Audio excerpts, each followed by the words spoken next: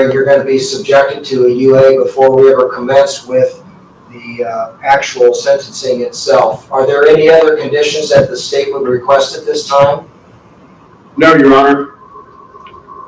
All right, so the next thing, and I've received the PSI. Have all the parties received a copy of the PSI, or for the benefit of Ms. Cummins, the pre-sentence investigation report? State has, Your Honor. Yes, Your Honor. I want to commend you folks on getting this matter resolved through mediation. Mediation is a good process. It's not always successful, but when it is, it bestows the benefit upon the defendant of being able to control her destiny, for lack of a better term, as opposed to what may happen if you proceed to trial. Nothing forces you to do it, but sometimes defendants like to determine the outcome of things, or at least know going in the door what's going to happen. So good job to all of you on that. So with that being said, Mr. Mosher, you had something you wanted to address with the court? Yes, Your Honor. Prior to proceeding with sentencing, Your Honor, I'm requesting that the defendant undergo a UA based on my observations, the observations of law enforcement, and the observations of court personnel. I have reason to believe that the defendant is impaired or under the influence. She is currently subject to bond conditions to where she is not to consume illegal controlled substances or alcohol, and is subject to random UA, breath or blood tests.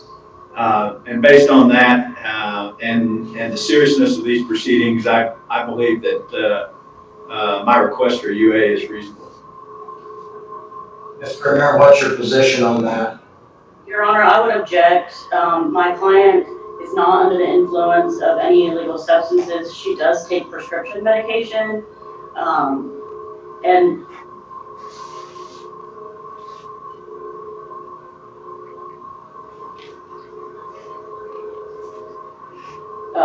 so Judge, we would object at this time. Well, I think the number one question I've got is, does your client actually take prescription medications? And if so, what are the side effects or contraindications? Judge, she takes,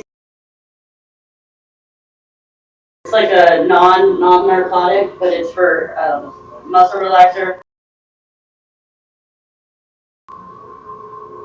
Does she take all of those simultaneously, or are they staggered throughout the day? Judge, she takes in the morning, and then the other one she takes at nighttime. Mr. Mosher, what's the basis? What phenomena or symptoms have you observed that makes you think that a UA may be appropriate at this time? Your Honor, the behaviors I'm seeing, I would associate with what I've observed previously, what law enforcement described to me as tweaking. And I can try to bring the officer in if you want to hear more from him, if that's the case, Your Honor. I think the best way to handle that is we bring him in and we actually swear him in, and I'll allow you to ask your questions, and then I'll allow Ms. Premier to do that. Yes, Your Honor.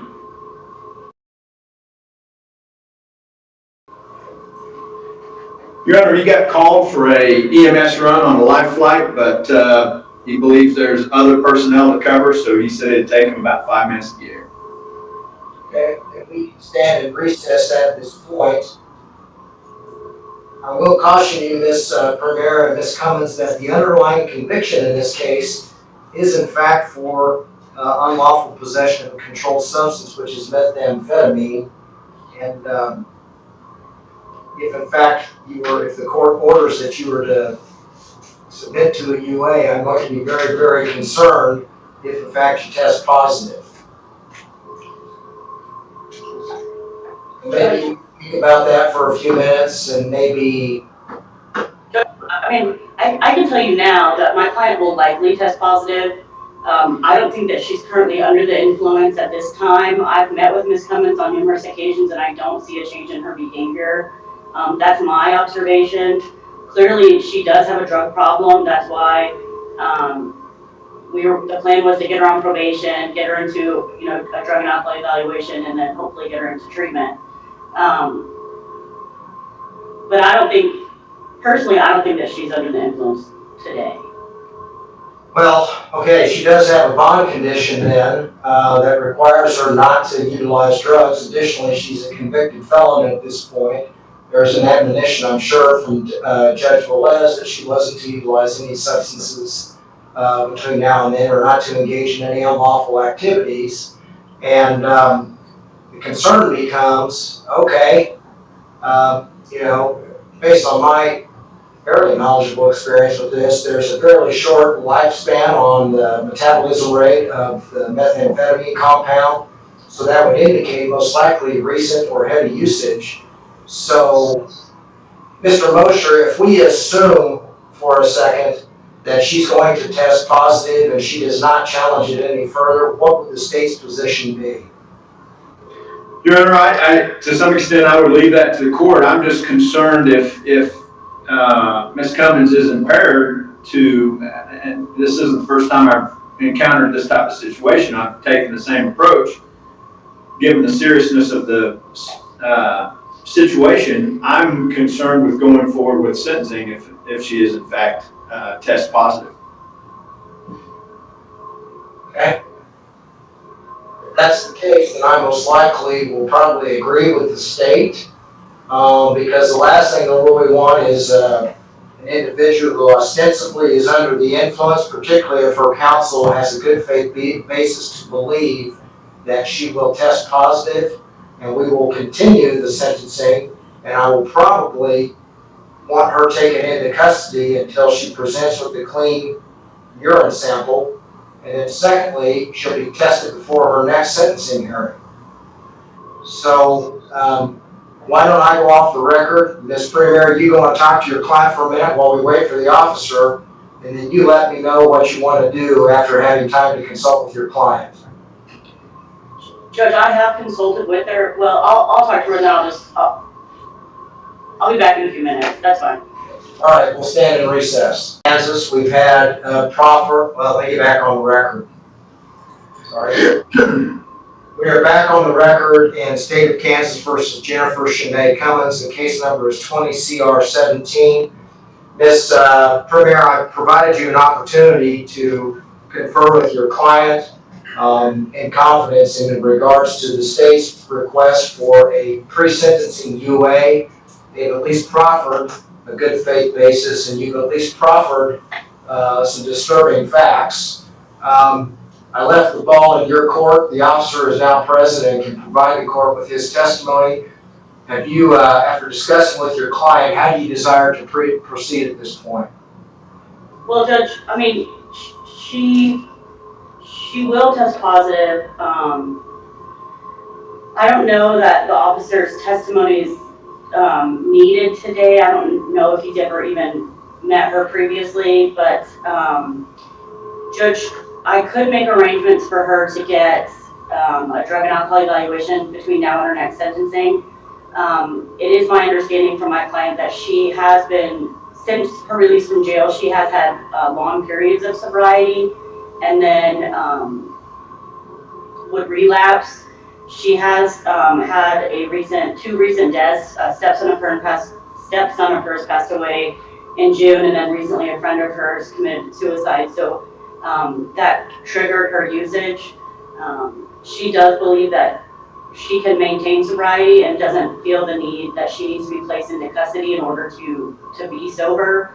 I will tell the court that she does have 2 young children, which she has custody of, and maintains the home for those children. So my concern is if she does go into custody, or if the court orders her into custody, that this could trigger a whole sync case and it could be placed in DCF custody and just disrupting the whole family. Where's the natural father at, or the significant other? So the oldest child, her father is incarcerated somewhere, and then the youngest child, he lives in Wallace County and has weekend visitation.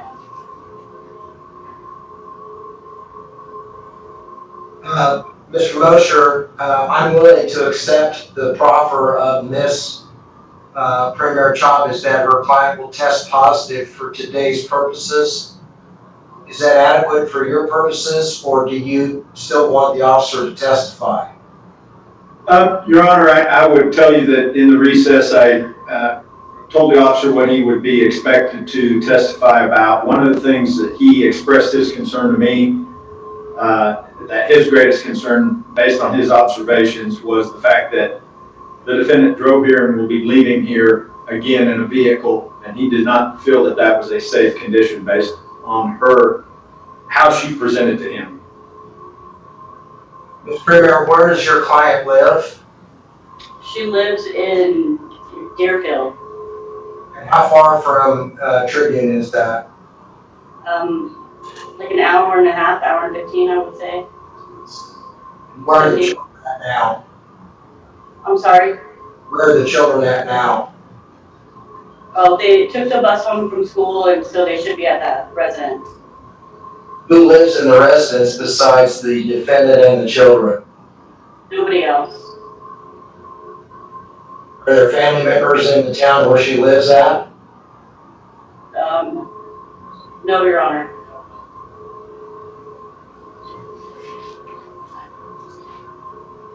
We've got a problem, obviously. Are you sure?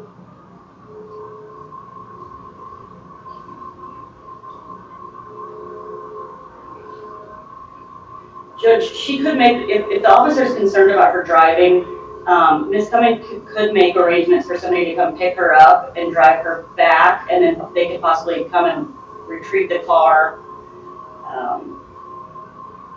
with someone else if the officer has concerns about her driving.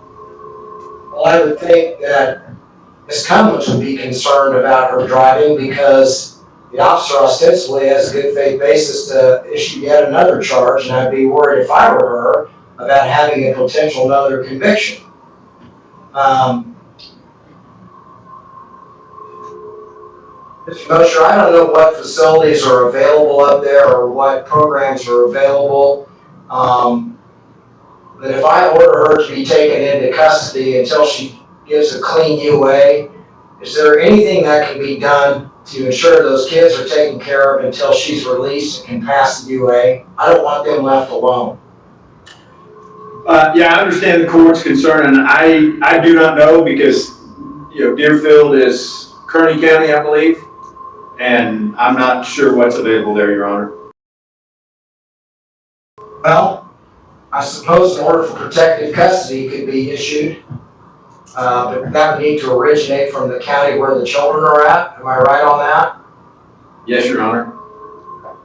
I believe that is correct. All right. I'm going to order that the defendant be taken into custody until she completes urinalysis and is clean. I'm going to ask that the county attorney contact the Kearney County attorney and take the children into protective custody, and we'll let it fall out from there. I don't think we can jeopardize the safety of those children if mom is in a remission right now. That means those drugs may be prevalent in the house. It's certainly not a lifestyle those kids need to be exposed to. And then we're going to go ahead and reschedule the sentencing in this matter. Yes, Your Honor. Ms. Chavez, Mr. Mosher, how likely is it that you can get that accomplished, or what happens to those kids if, for example, you can't get hold of Mr. Gallegos? I don't know. They're obviously, from my opinion, I guess they would be unsupervised, which is not a good situation, Your Honor. As an alternative, I think DCF could be contacted and they could take those kids into protective custody as well. Judge, my client believes that if she were to reach out to the youngest child's father, that he could possibly care for the children instead of placing them into custody until she's released. Is this something that can be accomplished fairly quickly? Yes. All right, I think the next 5 minutes. Yeah, can we take a recess to find out if that can be accomplished, Your Honor? That's what I was going to suggest. All right, we're going to stand in recess. in all likelihood, the defendant would test positive for methamphetamine on this date, the date of her sentencing. So with that being said, that brief overview, Ms. Berger, what's your client's position at this point? Judge, I wanted to let you know I spoke with Retta Underwood, who is the maternal aunt of Miss Cummings. She's actually on the line. I just had her hold on so that if you wanted to hear from her personally, you could. She is willing to go over to the house and pick the girls up. They're out of school for the remainder of the day and the remainder of the weekend. So she's able to care for them. Okay, very good. So, Ms. Berger, I don't need to speak to her. I mean, I'm going to rely upon what you've advised me. The biggest thing I wanted to make sure is that those children were protected and they're not sitting in a home without somebody taking care of them. And if you feel comfortable with those representations, then at some point we have to rely upon that. I would rather they were in the custody of a family member as opposed to being taken into foster care, for example, whatever the situation may be. So with that being said, we are not going to have the sentencing on this date. We're going to take Miss Cummins into custody, and she's going to remain there until she tests positive for a urinalysis. Be negative. Be negative for a UA. The other concern that I've got is, does that satisfy the inquiry of the state, or is the state looking to revoke her bond in its entirety, or will that suffice for now? That will suffice for now, Your Honor. The other thing, I'm going to add some additional conditions of your bond here, and that's going to be that you're going to have to undergo at your expense every Monday and Thursday until the date of your sentencing a urinalysis, and it needs to be at somebody reputable. I know in Finney County, Excelicare will do theirs, and some of the trucking companies will do those, and they're certified. If you don't do it, you got a big problem. So that's Monday and Thursday. I want those results submitted to Mr. Mosher's office no later than 5 o'clock on those 2 days. Finally, be prepared at your next sentencing hearing. You're going to be subjected to a UA before we ever commence with the actual sentencing itself. Are there any other conditions that the state would request at this time? No, Your Honor. All right, so the next thing we're going to do is we're going to look for a new sentencing date. I would probably encourage you, Ms. Premier, just like you indicated earlier, that between now and the next sentencing date, that you obtain some type of drug evaluation if possible. If not, it'll be ordered pursuant to the PSI. If your client truly has the problem she does, says she does, it may be beneficial to even assist court services or community corrections, excuse me. Your Honor, just not to interrupt, but I still have Miss Underwood on the line. Can I let her go so she's not just on hold? That's fine, and you can authorize her to go and pick those children up now. Miss Underwood, can you go get the children? Yes. Okay, so They need to be with family. okay, so if you wouldn't mind going to get them, I'm gonna let you off the line, okay? Okay. Thank you.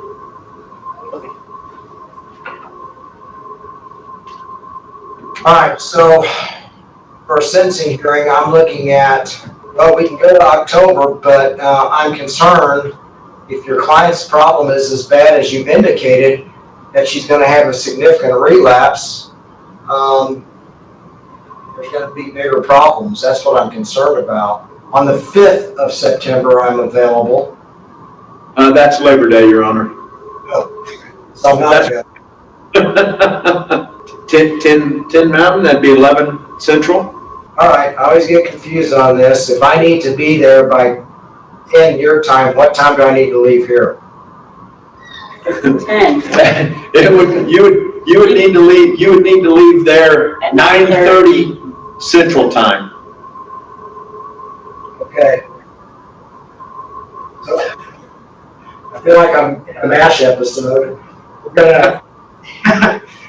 We're gonna have the sentencing hearing at 10 o'clock a.m. Mountain Time. All parties will appear in person. That's on the 11th of October. And I'm gonna leave at 9:30 to be there by 10 time, Correct. which was days ago yesterday. So, all right. So, in the interim, Miss Cummins, you got your marching orders. So, unfortunately, you're going to have to do those UAs, and they're not cheap on Monday and Thursday of each week. You kind of brought this on yourself, and I'm sorry you got to incur those expenses, but it's better than the alternative, don't you think? Yes, very much so. Okay. And those need to be faxed or emailed to my office by 5 p.m. on the day of the test, correct, Your Honor? That's correct. It has to be from a reputable or certified individual testing agency. So, for example, I had a case one time where domestic matter, but the husband was utilizing heroin and meth, and the judge ordered him to submit to a UA. Well, he took a video of himself taking a pee and submitted that to myself and the court. No, that doesn't work. Then he tried a home kit remedy. No, that doesn't work. I want it from an agency because he was manipulating it. So that's why I want it to be from somebody reliable. All right. I would impose a reporting requirement, but I don't know if Kearney County would do that, and having a report by phone to the Greeley County Sheriff's Office seems like kind of a waste of time. So the original conditions of your bond are reimposed. You've got your UA requirements that are imposed on you, and I think you got more at stake the next time around if it happens again, because then your kids are going to be brought into this in all likelihood. So, have I made myself clear today on what's expected of you, Ms. Cummins? Yes, Your Honor. All right. Is there anything else we need to put on the record for today's purposes? Judge, I just have a few questions. She's going to stay in custody until she tests negative. How often are they going to test her? I don't know. That's not my issue. I think they're going to test her as often as they need to until they get a clean sample. So perhaps the best thing she would be to do is to say the last time that she used, and then calculate it out from there, and then come up with a reasonable time. I just wanted to make sure that she's just not, they don't just leave her in there. Well, no, I think law enforcement has a good faith obligation, and Mr. Mosher's going to make sure that she's submitting to a UA at least on a regular basis, maybe once a day or whatever until she tests clean. But I don't think they're just going to leave her there. But obviously, if she just used earlier today, you got to wait about 24 hours for it to metabolize anyways. So in all likelihood, they'll start tomorrow. She will be tested daily, Your Honor. Okay, thanks. And then, Your Honor, you stated earlier that she can get testing done in Deerfield or Garden City. Did you name some places? Because I'm not familiar with where that she can. One place, and that was called Excelicare. It's a physical therapy place, and they also do testing there. And they are located next to the DCF building in Garden City, over there by the Bonanza restaurant. There's a trucking company in town there's a testing company in town that does it for truckers, but I don't recall what that's called. Okay, thank you. If you Google it, I think she can probably find it, but it got to be certified. Okay. Thank you. I have nothing else. All right. With that being said, then we'll stand in recess. Ms. Cummins, I wish you the best of luck. I really don't like to have to do these things to you, particularly when there's kids involved, but you got to play by the game, okay? I understand. That probably help me a little bit. So. All right. Thank you very much. And we'll stand. Anything else the state wants on the record at this point? Nothing further from the state, Your Honor. All right. We'll stand in recess until our next hearing. Thank you so much. This courtroom hearing reminds us that justice is about much more than simply imposing a sentence. Before making a final decision, the judge took a step back and carefully considered whether the defendant had complied with the conditions of her release. When concerns arose that she may have recently used illegal drugs, the court refused to ignore those warning signs, making it clear that accountability begins long before a sentence is officially handed down. At the same time, this case highlighted another important responsibility of the court, protecting those who are not responsible for the situation. The judge's attention quickly shifted to the welfare of the defendant's children, ensuring they would be placed in the care of family rather than left in an unsafe environment. That decision demonstrated that the court's role extends beyond the defendant and includes safeguarding innocent lives that may be affected by the outcome of a case. Rather than moving forward with sentencing under uncertain circumstances, the judge ordered temporary custody, required the defendant to produce a clean drug test, and imposed strict monitoring before allowing the case to proceed. The message from the bench was unmistakable. Second chances may be available, but they come with serious responsibilities. Recovery, honesty, and respect for court orders are not optional. They are essential. In the end, this hearing serves as a reminder that the justice system seeks both accountability and rehabilitation, but only when an individual is willing to earn that opportunity. What are your thoughts on the judge's decision? Did the court make the right call, or should a different approach have been taken? Let us know in the comments below.